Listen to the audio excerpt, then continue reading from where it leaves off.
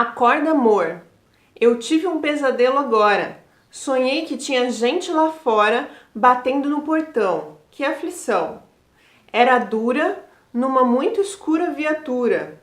Minha nossa santa criatura, chame, chame, chame lá, chame, chame o ladrão, chame o ladrão.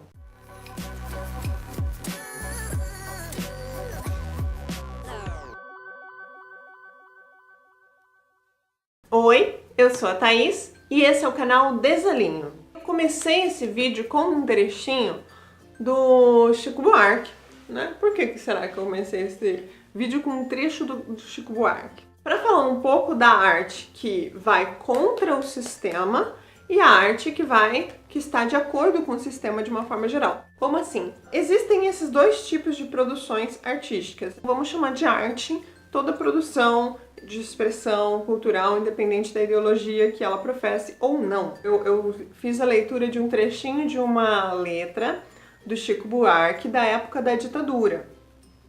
Há cantores, há artistas que nesse período fizeram sucesso sem mencionar em nenhum momento que estava se vivendo em um período ditatorial. Seja porque eles concordavam com a forma como estava a sociedade naquele momento, seja porque eles queriam se ausentar do assunto. Roberto Carlos é um, que assim, tem uma ou outra musiquinha que ele toca num assunto não da ditadura em si, mas assim, tô com saudade de um amigo meu que foi exilado pela ditadura. Então tem ali um resquício de um comentário a respeito desse momento, mas nada muito profundo, nada muito crítico. Então nós temos essas pessoas que ou são a favor de uma situação social ou estão querendo se abster em relação àquilo, e nós temos as pessoas que são mais combativas, as pessoas que vão usar a arte no sentido de atuar contra o sistema, contra o status quo, contra a situação como ela está posta. São duas possibilidades. A gente não pode esquecer que as duas posições são políticas. Você falar sobre a situação que você está vivendo enquanto sociedade, ou você não falar sobre a situação que está vivendo enquanto sociedade, são ambos posicionamentos políticos, porque eu opto por lutar ou eu opto por não lutar. Então, são posicionamentos políticos, sim, ambos são posicionamentos políticos. É lógico que socialmente, em relação à mídia, em relação aos governos, em relação à estrutura social de forma geral, as pessoas que são mansas, que são pacatas, que não falam sobre o assunto, as pessoas que fazem de conta que não está acontecendo nada, elas acabam sendo poupadas de muitas coisas. Então elas não vão ser perseguidas, elas não vão ser excluídas de círculos, porque elas estão ali reproduzindo o discurso da maioria, reproduzindo o discurso geral. É bom? Não, não é bom. Na minha opinião, a arte tem que ser contestadora. A arte, não que ela sirva para alguma coisa, ela não serve, ela não está a serviço de nada, lembrem sempre disso. Mas, para mim, a arte ela tem essa postura reflexiva, essa postura de mudar os caminhos, essa postura de levar a gente para frente, levar o mundo adiante, levar a sociedade adiante.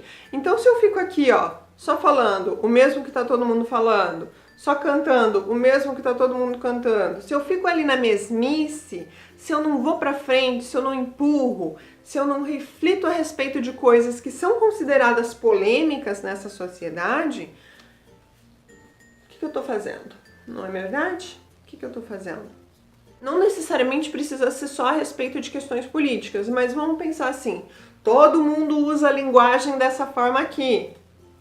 O que eu estou fazendo enquanto artista se eu não puxo a linguagem, se eu não forço a linguagem, se eu não forço os limites da linguagem de alguma forma?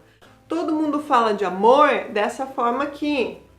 Se eu falar exatamente dessa mesma forma, seguir o padrão e etc., o que eu estou fazendo?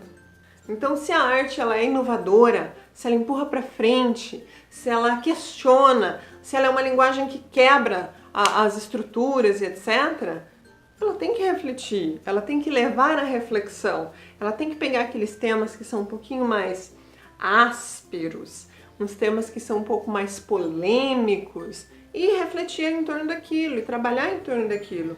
É difícil a gente falar a respeito de função da arte, objetivo da arte, para que serve a arte, mas eu acho que uma das coisas que a gente pode pensar a respeito da arte é que ela deve ser reflexiva, ela deve ser contestadora, ela deve empurrar para frente.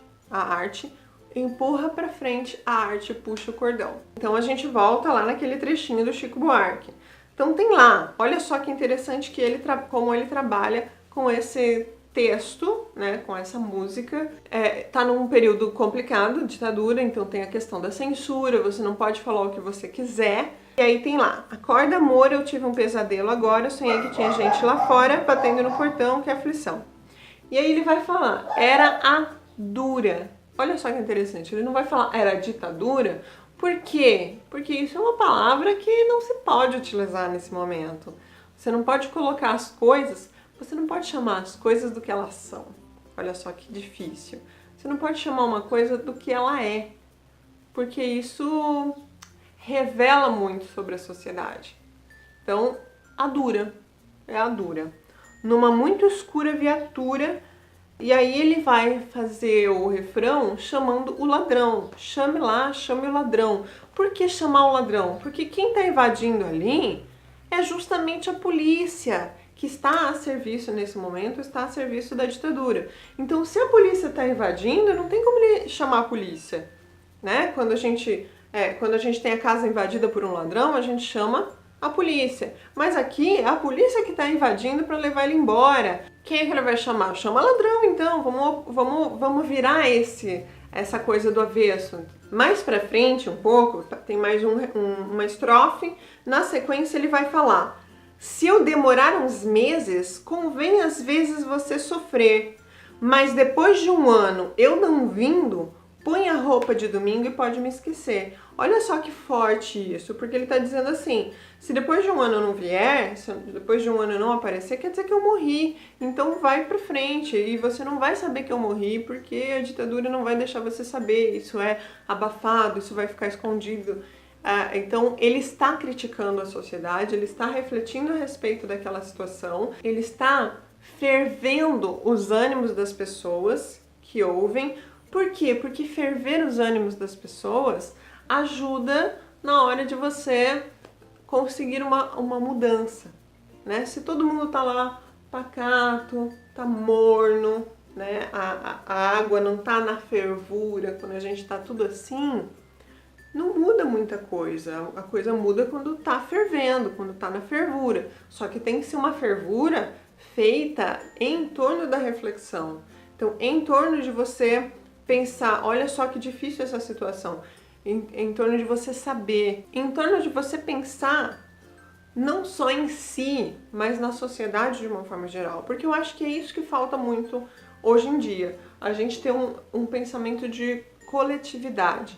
O que eu sinto é que tá todo mundo muito individualista, então cada um preocupado com o seu, preocupado com o seu dinheiro, com a sua casa, com as suas coisas, com a sua opinião, sem pensar que a gente é uma coletividade, que a gente tem que pensar nos outros, que assim, tá ótimo desse jeito pra mim, mas e para as outras pessoas que estão numa classe social diferente, por exemplo? Então assim, tá ótimo aqui, essa alteração que eles estão fazendo lá no governo vai ser ótima pra mim, que sou patrão, por exemplo.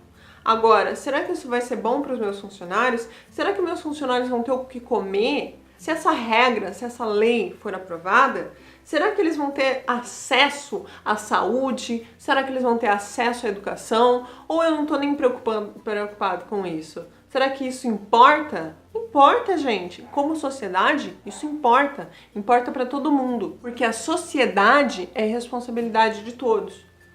Então vamos pensar assim, ó, sendo bem pragmático. Uma pessoa, né, o seu funcionário lá, ou o seu ex-funcionário, ou aquele que não consegue ser seu funcionário por conta da taxa de desemprego ou qualquer coisa assim.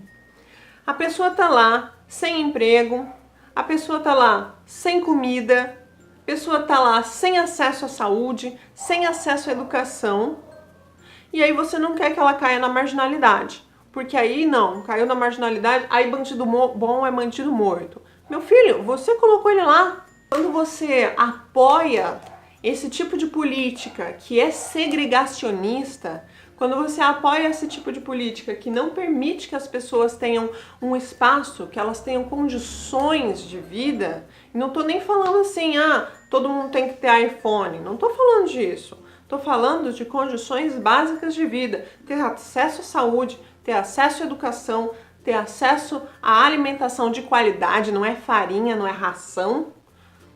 Ter acesso a essas coisas que são básicas e que você tem acesso e nem percebe, porque é tão fácil pra você que tô aqui todo dia comendo, tô aqui com meu celular, eu vou ali no shopping passear e etc, eu tenho calçado, eu tenho o que eu quiser. Ou pode ser que você não tenha tudo que você queira, porque quanto mais a gente tem, mais a gente quer. Só que você tem o básico, você tem condições suficientes para se manter feliz, tranquilo, sem muitas preocupações. Você não tá passando fome, mas tem gente que não tem nada disso, tem gente que não tem nem acesso a, sei lá, aos remédios que precisa para tratar uma doença que tem. Então vamos sair um pouco de si mesmo e passar a pensar no outro.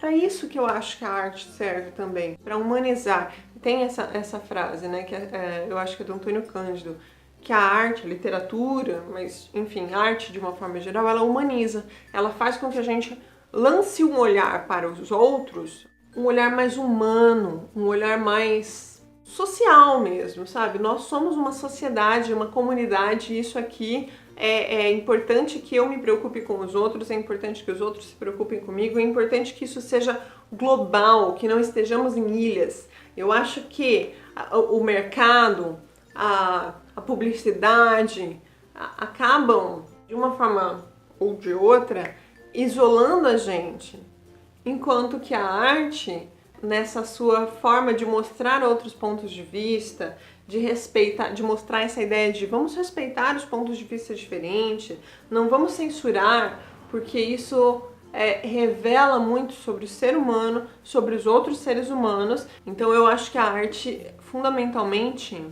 serve para isso.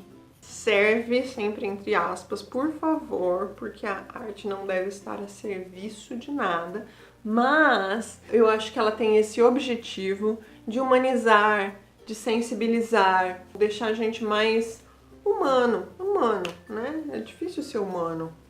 Deixem aqui nos comentários o que vocês acham a respeito disso, a respeito de arte no geral, a respeito de sermos humanos por meio da arte, que eu acho que é uma coisa muito importante. Curtam se vocês gostaram do vídeo, compartilhem com os amigos de vocês, assinem o canal, marquem lá no sininho para vocês receberem as atualizações. E até a próxima. Beijinhos. Tchau.